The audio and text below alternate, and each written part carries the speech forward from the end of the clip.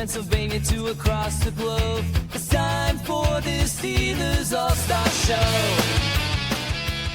Welcome to the Steelers by the Lake podcast.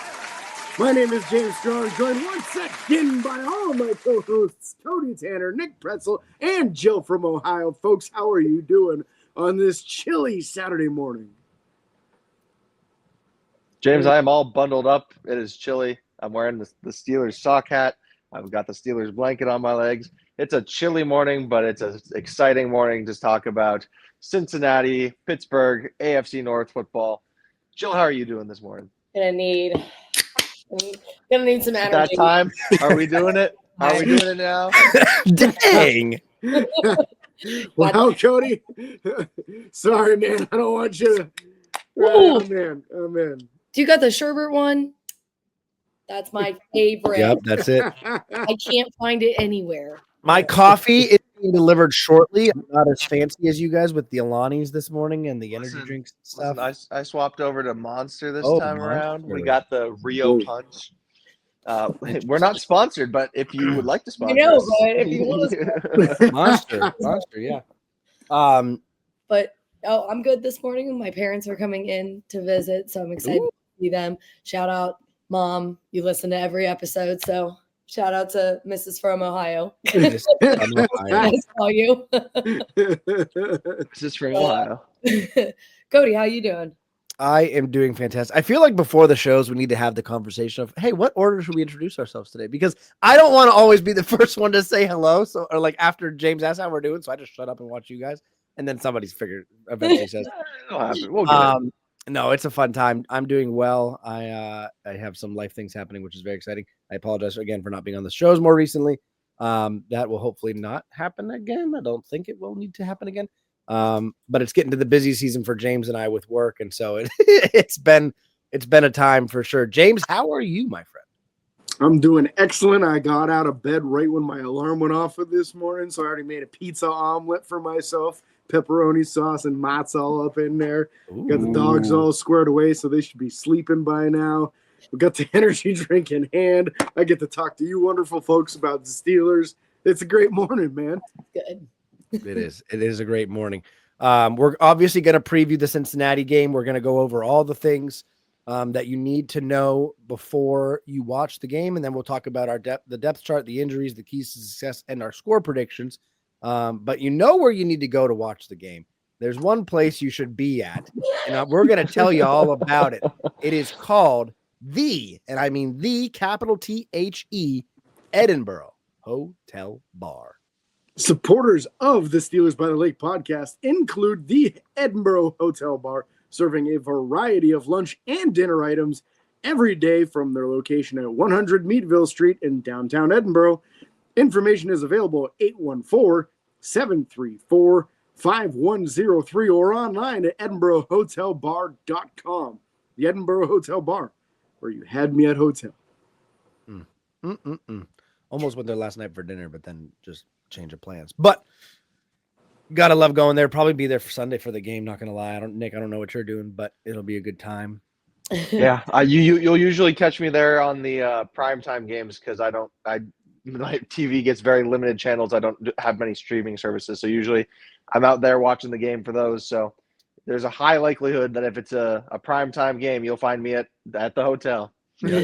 Prime time activates Nick Pretzel's hotel experience. You want to know what else got activated this week? Will Howard activated from the IR, baby. Yep, we're all clapping here. About time. Listen, there's a chance we see him this year. I don't know. We've lost 3 of the last 4. And looking ahead at the schedule, it's scary. It's scary. It's more scary than it was before, especially after watching the Miami Dolphins just torch the Buffalo Bills.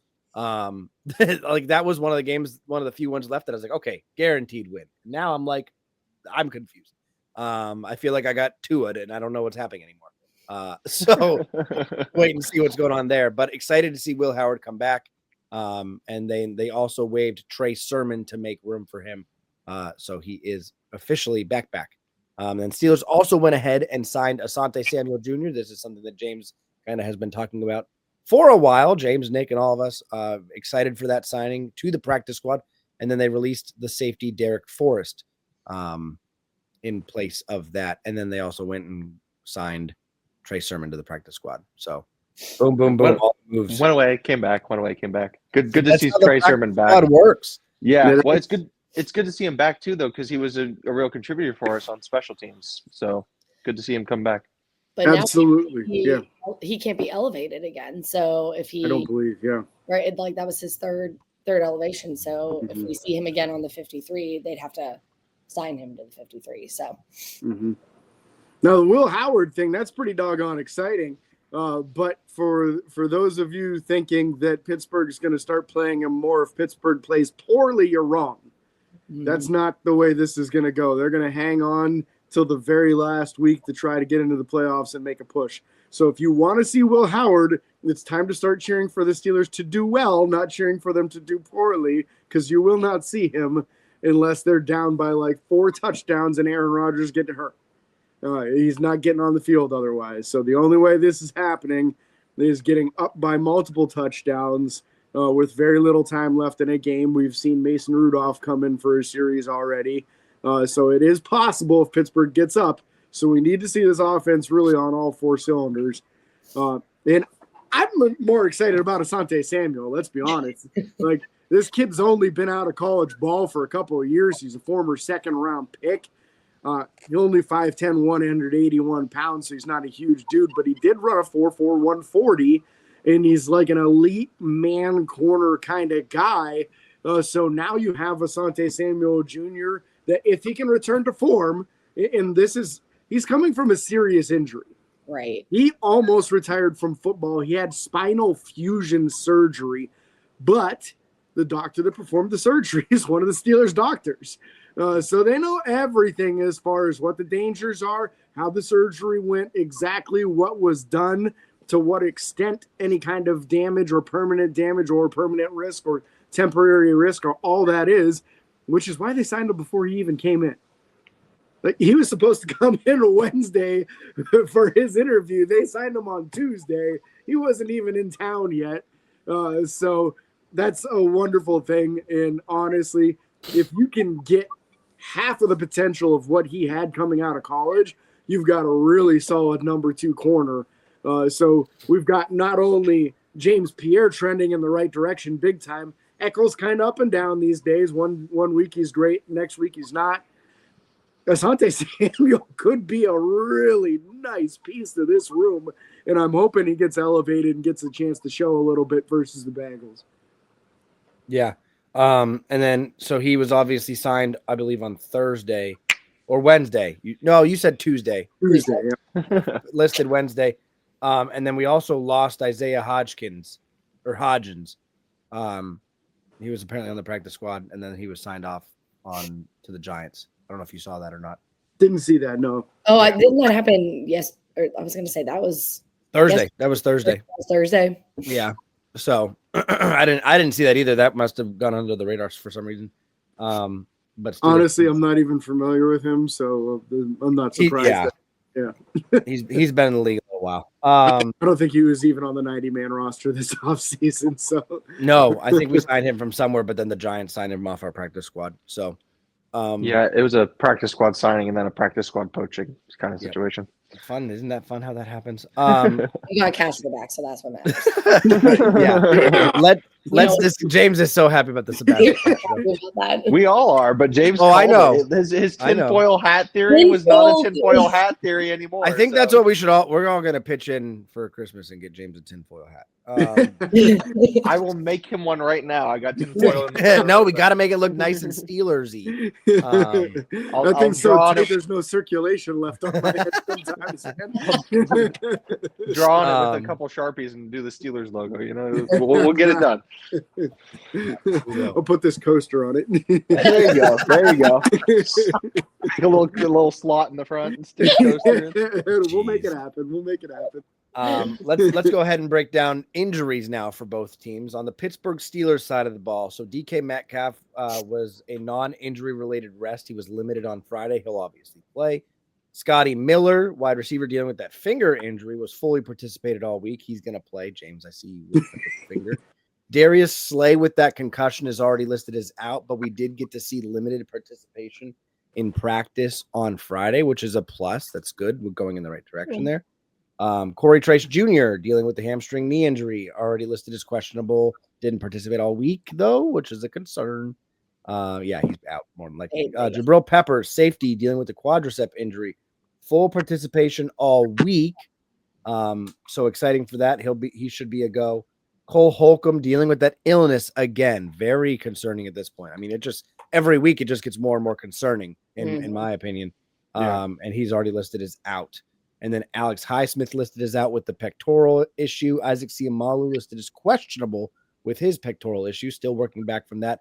He was limited Wednesday and Thursday, which is nice, but then didn't participate on Friday. So I don't expect him to play. Broderick Jones, offensive tackle, groin injury, didn't participate on Wednesday, limited on Thursday, and then full participation on Friday. Expect him to be a go. And then the last non-injury related rest guys, Jonnu Smith, TJ Watt, Cameron Hayward. Contusion to the birth certificate is always an option for injuries. I think the biggest thing here is the two cornerbacks. Again, we're dealing with the cornerback thing. Expect to see Asante Samuel potentially elevated like we talked about. And then Alex Highsmith is the big rough one there because we're going to be losing him for a game. So Jack Sawyer, step up, baby. And Nick Herbig. Nick Herbig's already stepping up, though. You know what I'm saying? Yeah, we kind of talked about that a little bit in our group chat earlier on in the week. You don't want to see Highsmith go down, especially after the past 2 weeks that he had with multiple sacks, a couple pass deflections here and there. He was just tearing it up out there, even while hurt. So it's unfortunate to see that injury has gotten to the point where we need to take him out for a game. Hopefully that just means that that's all it is a game. He just needs some rest to get back up to speed. But we don't want to see him continue to push through that injury if it's going to continue to make things worse. And you almost don't feel too bad when the committee that's replacing him is Nick Herbig and Jack Sawyer. So we'll hopefully see some more play out of these guys. It gets Jack Sawyer some more meaningful snaps as well to be able to continue to develop this kid. And you saw the heads-up play from him when Peyton Wilson had that deflection, and he was able to bring down that interception. So hopefully we'll see good stuff from them continue. And again, you don't feel too bad when that's the committee that's replacing your star pass rusher on the opposite side of TJ Watt. Yeah, you do kind of expect an elevation in the room, though, because they don't like to go into a game with only 3 outside linebackers.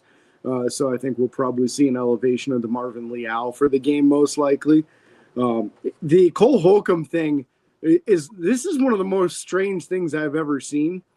So this week he was actually honored and received an award in Pittsburgh. So he was around other people. He was standing shoulder to shoulder with coaching staff and with media people. He did actually practice in a limited fashion on Thursday and then went back to non-participating on Friday. It kind of screams to me like something like respiratory, where maybe he can't breathe as well as he should normally. Like maybe he caught a nasty case of COVID, where a lot of people back in 2000, it really negatively impacted their respiratory system and they really couldn't catch their breath. They got out of breath really quickly. They took forever to get their breath back afterwards. I wonder if it's something like that, because obviously it's not something contagious, or they wouldn't have him around getting an award and being shoulder to shoulder with other folks. And it doesn't seem like it's anything like physical, like a wrist or an ankle. It's not like they're misleading us on this. So yeah, very, very odd, very peculiar. I don't think I've ever seen anything like this before without it being kind of told as to what's going on. Even when it was COVID, people were like, oh yeah, guy's got COVID, he's out. we got nothing. Right. I'm confused why they haven't just disclosed it. And it's interesting. So the one thing that I'll say real quick, in an article, it talks about how after he was going through a 22-month ordeal that followed a significant career-threatening knee injury, Cole Holcomb didn't need any further adversity to prove his resilience. However, an illness serious enough it confined the Steelers linebacker to his home for a few days and will cause him to miss at least 3 games because of the veteran's latest roadblock. And it quotes him saying, "It was hard because it was something out of your control. It's just one of the things where you had to just let it pass. You didn't know when it was going to happen, and they were just monitoring it until it came back down and everything was good." And then it goes, maybe, but it went and said Holcomb said he had trouble keeping down food and couldn't work out. He lost some weight. He said it's returned, and he said that his first day back to practice was difficult, but he felt much better. So Interesting. Huh. I was going to throw in there that it was strange because he and Chuck Clark went down at about the same time, and Clark Yeah. came back. So it Right. obviously wasn't the same issue, but that's interesting. I'm wondering because you would first think blood clot with the surgery and everything, but then if it's something that was having him have an issue keeping food down, that doesn't Yeah. really scream blood clot. he said, I was just trying to pound fluids. I was just honestly trying to flush the system as much as I could, just trying to get better. Hmm. Well, prayers up for Cole Holcomb because that does not sound fun. And he's No. been playing hard for us. Whether his play has been effective every game or not is another story. But he's been every time he's been out there, I haven't been upset with his effort. So he's got a motor. We love the guy, and we hope he does well. So prayers up for Cole Holcomb here from Steelers by the Lake. I'm sure everyone here agrees. Absolutely. Absolutely. Now, another one that's concerning for me is Isaac Seumalo. He is listed for questionable on this game. After missing last week, you really hope to see him back because I felt like that the replacements at left guard were an obvious downgrade, which has me a little less optimistic about the future of Spencer Anderson being a starting capable left guard. But that could be kind of a low-key thing here, too.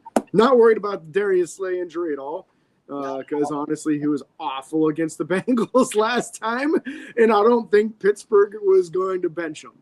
I don't think it was going to happen. I think they're going to try to let him work through this and try to prove that he's still not washed up or whatever.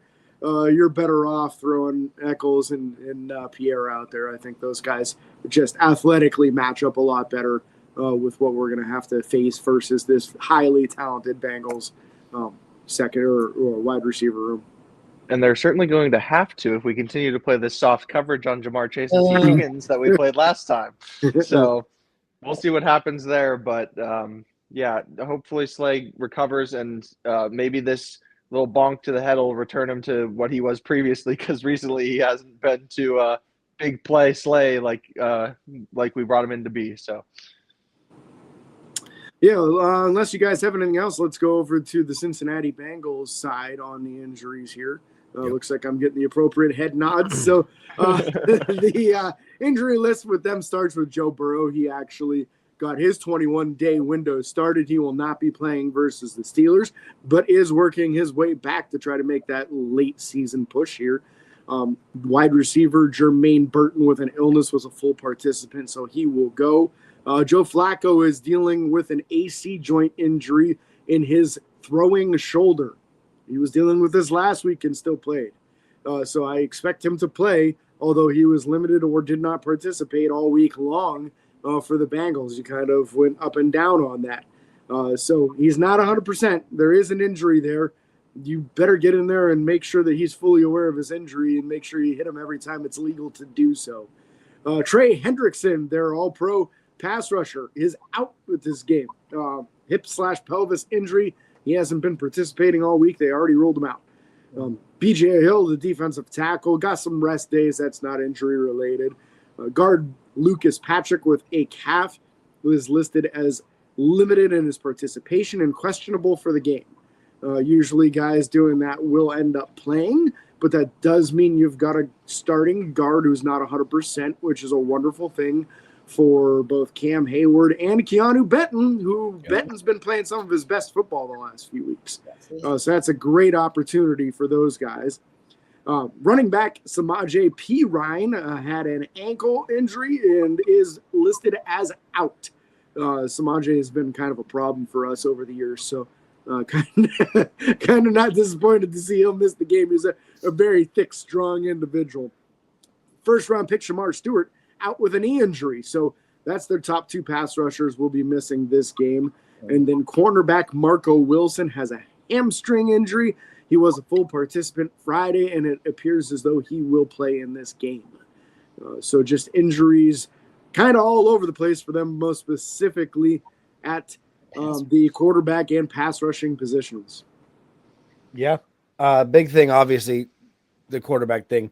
Joe Flacco being injured, hurt helps us with how he torched us last time. And it was very sad to watch. And then obviously Shamar Stewart and Trey Hendrickson. I mean, that's the probably 50 to 60% of their pass rush from those guys. And you get better pass rush from the other guys when they're out there because they're getting double teamed, and now you don't have to do that. So I'm hoping to see us really be able to have some time to throw the ball, and then B, we should be able to run up and down this field. And I feel like Pittsburgh's going to come out running heavy, and I wish that they'd come out passing heavy to force them to back off, because I feel like they're going to be putting 8-9 in the box. And I'm hoping that we can get them to back off and really give us some space to let Jalen Warren do his thing, to let all these guys really have some room to run, because watching Jalen Warren and Caleb Johnson getting involved again has been very enjoyable to see. But Jalen, I mean, if you get him a couple good runs and then some play actions involved after we've already shown that we'll pass the ball down, like I'm so ready to see a complete and well-rounded football game from our offense. And then also the defensive side of the ball. But I really want to see Aaron take over this offense a little bit more. And I realize he has a couple 4-touchdown games. I understand that. I want to see like 5, maybe. I don't know, 300 yards, 450, somewhere in there. Nice. I just want to see it. We're we're averaging like 280 a game, I think, is our average. Like total of yards. Like total yards. Yeah, it's definitely not passing. I have a total 280. Quick depth chart question there for James, since you have it up. What was were there any injury designations from the tight end room at the moment? I don't believe I heard any. None. Okay, because Gesicki was on IR. Is he back now, or is he still listed on the injured reserve? Looks like he's still on the IR. He's not even listed on their active depth chart. So okay, so we'll probably see a lot of Noah Fant. I believe he's back from injury, which he was not when we last played them, which I'm a little hopeful about, because while he is a receiving weapon, I don't recall him ever being a very big blocking tight end. And their third stringer, who I believe is Drew Sample, I believe is his name, was, if I could be wrong on that, but whoever their third stringer was that they had in the game against us last time, he was throwing some good chips and giving us some problems in the pass rush last time out. So hopefully whoever's out there, if it is Noah Fant, hopefully he's just not as big of a problem there, because he was giving some real solid assistance on making our pass rush a little less effective against Cincy last time. Yeah, they've got Sample listed as their starter with Noah Fant as the backup. But yeah, that would put him absolutely in the crosshairs, throwing a lot of chips on TJ's side. With Cody's point there with coming out passing the ball, I'm kind of on the polar opposite of that. I think they need to come out running the ball, because that's what they did last week, was come out passing the ball. And it went 1, 2, 3, pass, punt. And that's the last thing this team needs, is to not be able to sustain drives. I think they can run the ball successfully and have proven to do so. And if you go super pass heavy, everybody just backs off and covers all the passing windows, and nothing's available. So I would like to see it way more balanced than that, and probably try to force them to stop the run first, force them to come up, which will absolutely open up insane pass windows. But the passing game not as strong as it needed to be last time, with Turner really having a heck of a game versus DK Metcalf last time around. So I want to see them just feed Jalen like crazy, man. Yeah. But I think it needs to start right out of the gate on that first drive. I don't disagree with that. I just want to know that we can pass the ball, because I feel like so often we get in the point where we have to pass the ball, and then it's crap from there. And I believe the last time we played the Bengals was when we talked about the run game difference, because they had such little run game and then they ran all over us. Yeah, it was all late. Yeah. Yeah. Yep. And we're kind of in the similar boat. Pittsburgh's averaging 85.7 rush yards per game. They're averaging 78.8. We're both in the bottom 3 of the league. So Tennessee Titans are smack dab in between us. So kind of sad. But yeah, I would be okay with coming out running as long as they were successful with it. I don't want to watch us try to run the ball on the first 2 downs and then get in a 3rd and 7 and have to throw. That's my frustration. Yeah, absolutely. And another thing about getting into those 3rd and longs and throwing is half the time they're so confident in Boswell's leg that they're not taking a shot to try and convert that 3rd down. they're taking a little dump off to try and make it an easier chip shot for Boswell. Yep. I believe we still rank last in the league for the last several years in going for it when we should on third downs and just kind of, or fourth downs and just that kind of bleeds into our third down play a lot of the time because we're just trying to make it an easier chip shot for Boswell, which has won us games, but it doesn't win you games when you have a large deficit. And sometimes we get into those deficits by doing those types of things. So I hope and pray that we just don't get into many of those situations because then we don't have to make those decisions because I feel like that's where Tomlin tends to go a lot of the time. Yeah.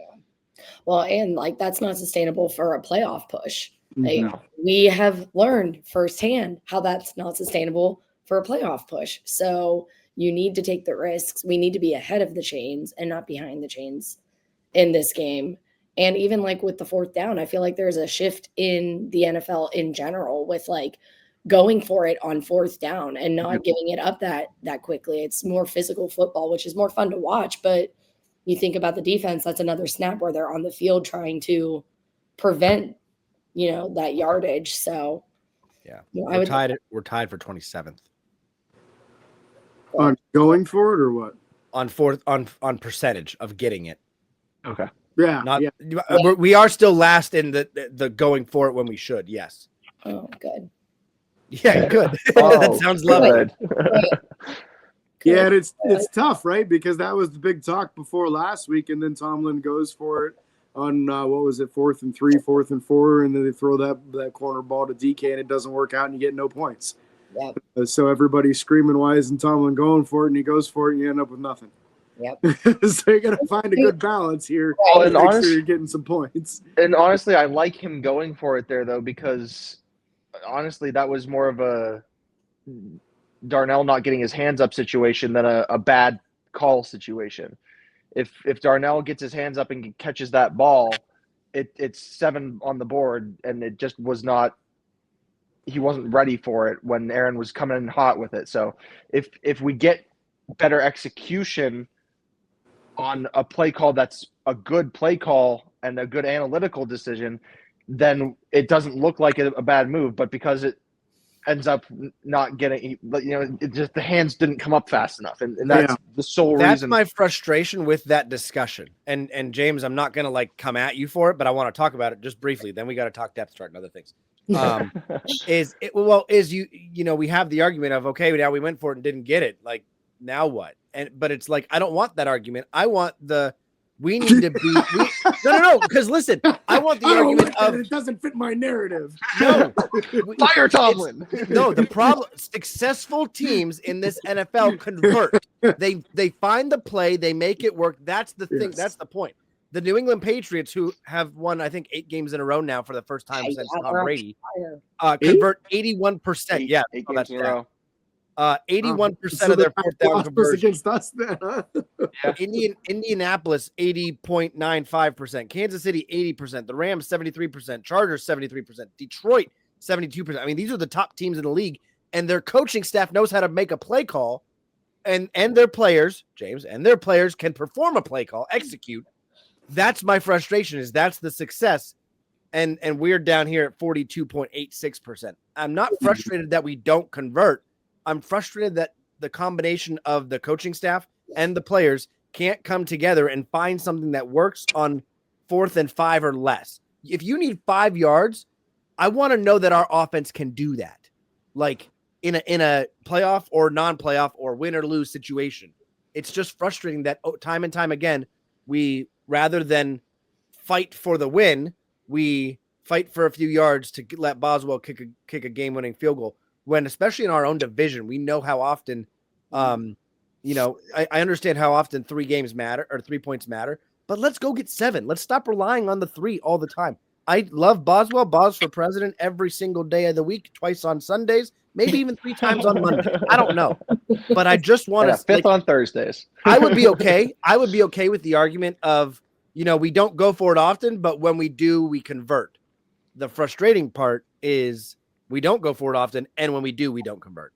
There's got to be some kind of balance of that to me.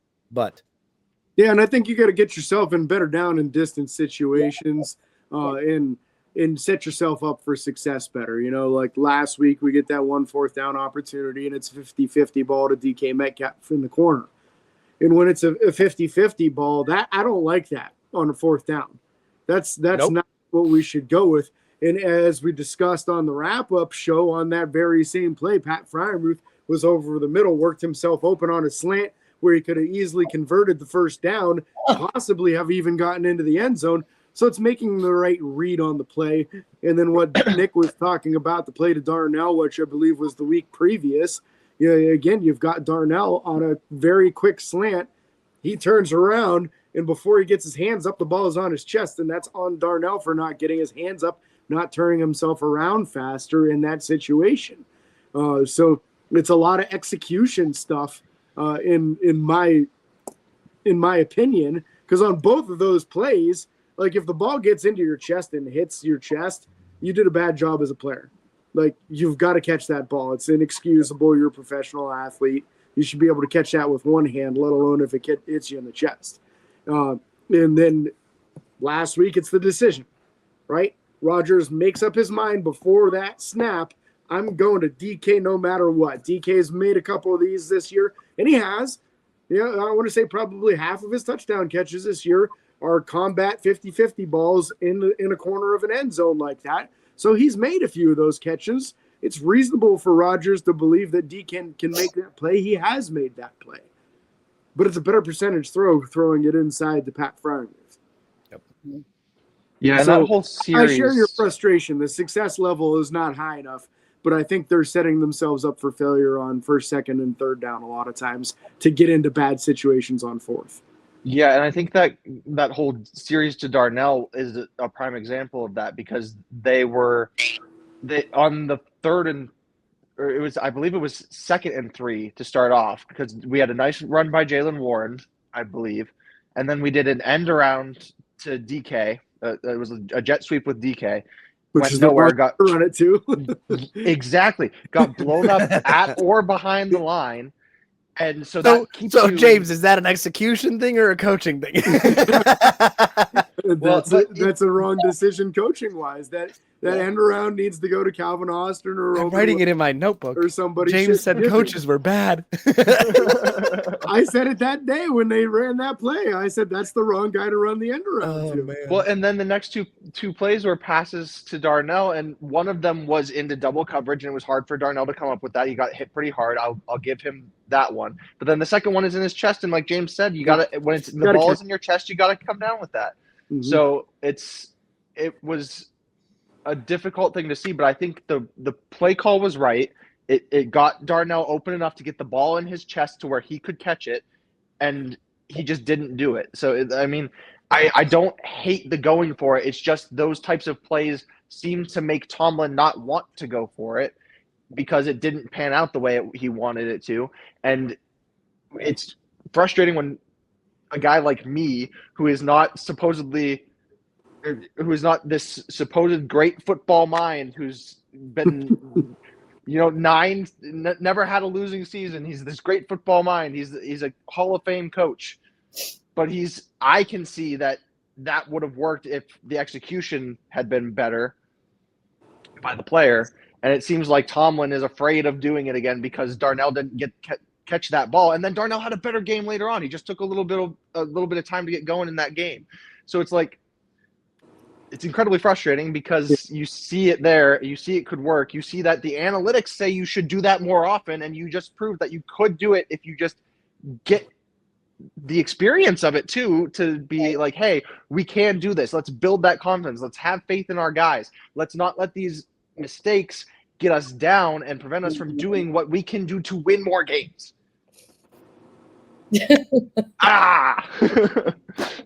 Crash out and rant over for now. For now.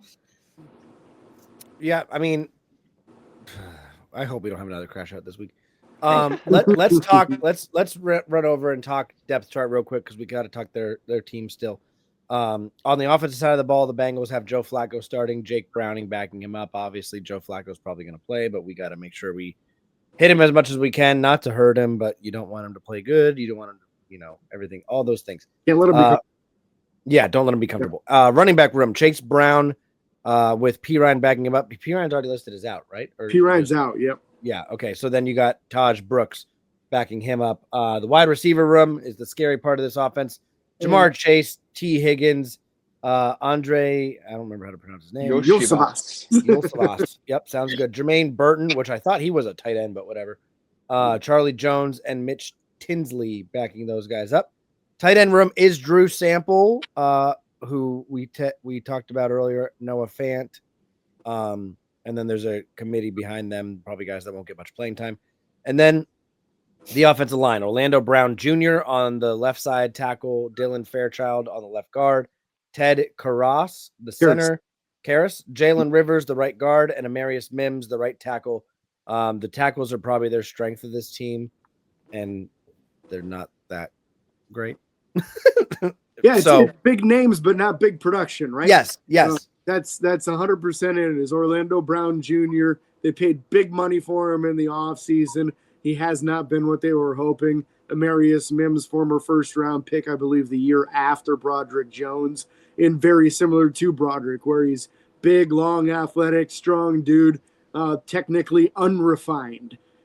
So you beat him by being technical, by being very good with your placement, your footwork, your hand fighting. That's the way you beat these guys. Orlando Brown Jr. very susceptible to speed up the edge, and Nick Herbig will be starting against him this week. That is a very favorable matchup for Nick Herbig, but not so much in the running game where he's going to be giving up a good almost 100 pounds, I think, there. So that might be a real disadvantage for Herbig this week on the run game. Yeah. I mean, if I'm Cincinnati, I'm running off left tackle all game long. Well, all our opponents seem to love to run it the opposite way of TJ, so we'll probably see a lot of that this week. Which should, in theory, then honestly, early downs, first and second down, when it's a possible running situation, we should see a lot of Jack Sawyer. He's a much bigger, stronger guy, and that's exactly what you drafted a guy like him for, is to be able to hold up against the run. We had such a huge issue stopping the run last year. That's exactly what he specializes at. So we should see a heavy dose of Jack in early downs on this week. You can only elevate one guy from the practice squad, correct? Two. Okay. I'm waiting to see it. Leal and Samuel, I'm calling it. Yeah, you're probably right, but I'm waiting to see if Keyshawn Williams keeps struggling on this kick return. I want to see Maxi Pad come up. I want to see him. Hurlman, baby. Listen. It's not going to be Hurlman. I know it's not going to happen. I'm just. It'll be Marquez Valdez-Scantling if anybody comes up. I know. I guess didn't we bring Mark Robinson back though? Isn't he? Yeah, Mark Robinson's on the 53. On the 53. Okay. No, I think he's still practice squad. He was just an elevation line. Because that could be a special teams elevation there, and he's played some defense for us before, so you never know. Yeah, but he's more of a middle linebacker, and they're short in the edge room. So, fair. Yeah. Although, listen, he could probably do the edge. Let's be real. We saw. Never mind. He's not quite as big as James Harrison. His build is a similar frame, though, man. But he's nowhere near as strong. His frame reminds me of him so much, just the way his muscles are shaped and stuff. He looks like a mini James Harrison. James, why are you looking at him that much? I don't know, man. Maybe I think about James Harrison.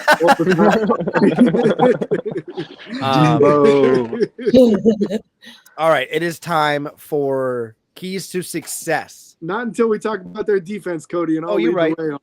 And special teams, because just ask the Bengals. Long snappers matter. I was just excited.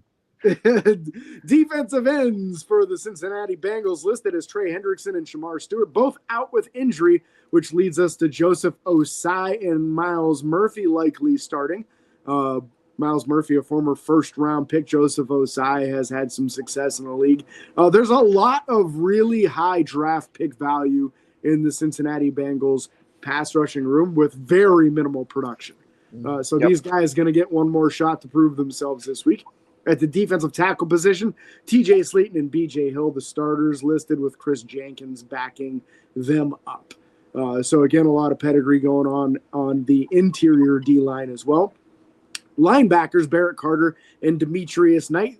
Since the last time we played them, they traded away Logan Wilson. So we will not see Logan Wilson on the field. These are some younger off-ball linebackers who have all kinds of issues going on, including a very high missed tackle rate. So this is definitely a big opportunity for Jalen. If we can get him one-on-one with these linebackers, he can definitely make them miss, definitely break some tackles on these dudes. The corner room, we're talking Josh Newton, DJ Turner, and Dax Hill as their nickelback. DJ Turner had a very big game last time against Pittsburgh, including ripping that ball away for an interception versus DK Metcalf, which should have been extremely embarrassing for DK because DJ is drastically smaller than him. So hopefully he'll play much better this time around. Safety room, Geno Stone and Jordan battle their starters. You should not see their backups in any means, so I will not even bother listing them. But to the special teams room, punter Ryan Reckow, kicker Evan McPherson, who has at random times just missed field goals for no explainable reason. The long snapper, William Wagner. Keep that name in mind. Just saying. Holder the same as the punter, of course, Ryan Reckow. Return duties for Charlie Jones and Jermaine Burton as the top two listed guys on both punt return and kick return. And I believe Jermaine Burton was listed as out for this game, so he we'll be was on the seeing injury list, yeah. the backup, which just ask the Colts. Doesn't always go very well for you when you have a backup returner in the game. Special teams matter. We've had wins over the Bengals from some special teams errors before, so look for Danny Smith to be getting creative and hopefully chew that gum to some special teams victory. Looks like Gum hates to see Danny Smith coming. It really does. looks like Burton was a full participant Friday, so they've got him as he'll probably be playing. So yeah. Any other things we want to talk about on this defense other than we should be able to run all over them and we should do some things? Yeah, they don't get after the quarterback well. They don't cover well on the second level. All their talent is pretty much in the secondary, so you just got to be careful throwing the ball deep. You go too heavy throwing the ball deep in this game, they'll make you pay. Wow, it sounds like we should use the tight ends. Yeah, it sounds like maybe we should run and not have a running back averaging 5 yards a carry and not use them. Yep. I'm with you on that as well. So again, this game is Sunday, November 16th. This Sunday, 1 p.m. game, so that'll be exciting. Thank God. Praise God. Yeah, I know. I need it. Late games were getting to me. Yeah, not gonna lie. And then let's discuss now our keys to success. And we're gonna start off. We're not even giving them the option today. We're gonna start off with boom, James. Whoa. Wow. I clicked the button and you're the first one it threw up there. So fair enough. So if I get to go first, we're gonna set the tone here. Today, it's all about, for me, establishing the run, getting some run dominance and burning some clock, allowing your defense to not play quite so much by controlling the ball, controlling drives. You've got to hand the ball to Jalen Warren and let him run it. No more of this, oh, we can't overload him. Poor Jalen. We don't have to worry about him getting tired. We don't want to worry about him getting hurt. He is a well-built man. He is well-conditioned. He can handle it. Give him the dang ball. I need at least 20 carries from Jalen Warren, and I'd like to see 5 passes thrown his way too. But my key is going to be 20-plus carries for Jalen Warren in this game.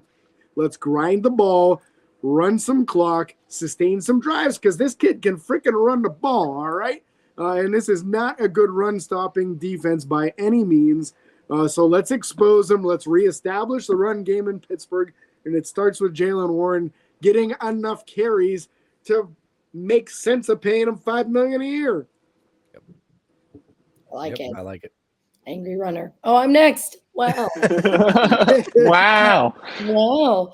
Very similar vein with James. I need to see our offense have at least 60 snap counts this game. Mm-hmm. We were, I think, under 50 last week, and it was very apparent because we took a harsh beating from the Chargers. And we still, to this day in the league, we are in the bottom when it comes to time of possession and it comes to offensive snap counts. So I need to see us control the ball, control that time of possession, and get more offensive snap counts so that our defense can rest, so that they can do what they need to do, but we need to take care of the ball. And that starts with keeping our offense on the field. Yep. I'm up, and I'm going to go off of something that Cody alluded to a little bit earlier. I want to see at least 5 receptions from each of our tight ends. I want to see the tight ends. Each? Yeah, each. Wow. I want to get them all involved. I Okay. want to see them all, because then we don't know who we're going. They don't know who we're going to. They can't just cover one guy.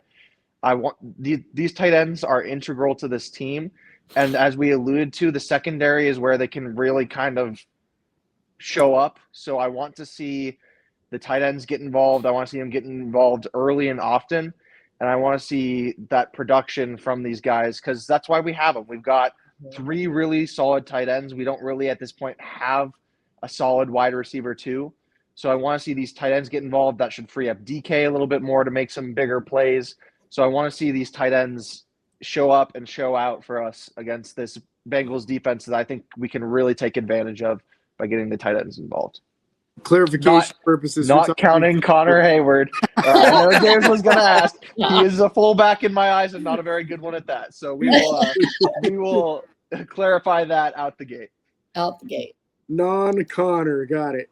I realize I did this to I said myself. we have 3 very good tight ends. 3. So 3 tight ends does not include Connor Hayward. I realize I did this to myself. I put myself last, and that means I have to go twice, and I don't know why I did You're this. back to back, buddy. Dang nabbit. No, that's okay. I got mine. Number 1 is going to be based on how this game went the last time. My first key to success is going to be holding Cincinnati to under 175 yards passing. That sounds like a lot of yards, and it is. But I'm pretty sure they put up almost 400 on us last time, if I'm not mistaken, at least like 350. Right. And I just want to see us be able to come back and have a drastically better game against the pass with this team. And I want to see the secondary just, show up, man up, and shut them down. That's what we brought a lot of these guys in for. That's what I'm excited to see. So that's my first key to success. It's the second, James, is going to kind of rival Nick's. Although I want the tight ends to be involved, I want us to see us use Calvin Austin and him take advantage of those opportunities again. I would like to see him get at least 5 targets, and I want to see him with at least 50 yards receiving. All right. Back to me. I was slightly not prepared for this because I wasn't prepared for Cody to be so quick. However, I'm going to kind of rival Cody's second one here.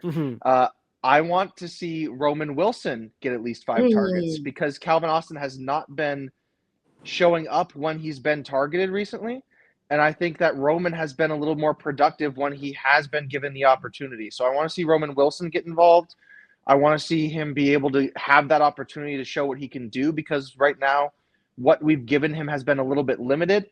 And I want him to kind of bounce back from that whole I'm going to go over a guy and lose the ball situation that he had a few weeks ago. So I want him to be able to continue to improve, continue to develop, continue to get involved, especially as we've seen Calvin Austin not really show up a little bit. So I want to see at least 5 targets go Roman Wilson's way. Love it. Love it. I was going to go that route, so you beat me to it, Nick. You know what they say, James? Great minds. Great minds. So my original first one was going to be a run game. So we're doing the same pathways. I love this. I feel like I always go both sides of the ball. So on the defense, I feel like we need to create splash play, and whatever that looks like. So what I think for us to win, our defense, that is that they're trained to take the ball away. That is a part of their core identity. That's how our defense works. So I would like for us to win 4 turnovers, however that comes, forced fumbles, interceptions, strip sacks. But I think our defense needs to create those turnovers because that's a part of our core identity. And that's how we win the games, are when we create those turnovers. So at least 4 turnovers from our defense. I like the way you think, Jill, and I like the both sides of the ball. I also just I have my reason for going 2 offense this week. I haven't seen enough out of the offense as much as I've seen out of the defense recently. So I'm calling them out this game or this show. Well, and I will say, I was gonna go. Sorry, James. I'm stealing your. You're good. You're good. But thanks. So I was listening to and I really enjoy. I'm Steelers Depot, though. Of course, everybody here loves them, but I like the narrative of our defense is the identity of the turnovers, because that constant conversation of like, well, what if our defense doesn't create the turnovers? They can't just stop them on their own. And I'm like, well, what if Aaron Rodgers has a terrible game and then we lose? Which is like, it's all the same to me. So I'm like, if we're not creating turnovers, that's not the part of our core identity. Like we're missing a big piece there. So I feel like every game we have to create that splash or a turnover, because then that gets the wheels going. Just like if Aaron doesn't throw the ball, then we're not getting any positive yards. Like we're not going to win the game if DK doesn't have a great game. Like if the tight ends aren't doing their job. Like part of the defensive job, and that's been true for Pittsburgh for years, is to create the turnovers. So we need the turnovers. Anyway. Absolutely. Couldn't agree with you more on that. I'm going to go a little unconventional. I don't think any of us have used this entire season yet. I'm going to go Better with play calling. Sorry. Third down percentage. I like it. We need to complete at least 65% of the third downs this week, which will lead to sustaining drives, which will lead to more rushing yards, which will lead to more touchdowns instead of field goals, which will lead to converting on third down instead of trying to figure out whether or not we should kick it or go for a touchdown on fourth. So third down conversion rate, 65% or better in this game. And I think that's just going to do everything for all sides. Keep the defense more fresh so that they can play more aggressively, get the rushing yards, give us maybe the advantage in time of possession for once this season. Wow. That's like get too crazy there, James. I know. It all comes down to third downs to me. So third down completion percentage is everything for me in this game. I almost went that route. I was like, but our offensive snap count is just so. But I mean, they go hand in hand. They do go hand in hand. They do 100%. But we do need to be better on the third downs. So hopefully they're third and short, because I would like to stay ahead of the chains this game. I'd love for Connor Hayward to have 4 carries in this game, because we push on 3rd and 1 4 times and get it every time. I'd love to see it. And get the 4-yard push every time too. Get those extra yards.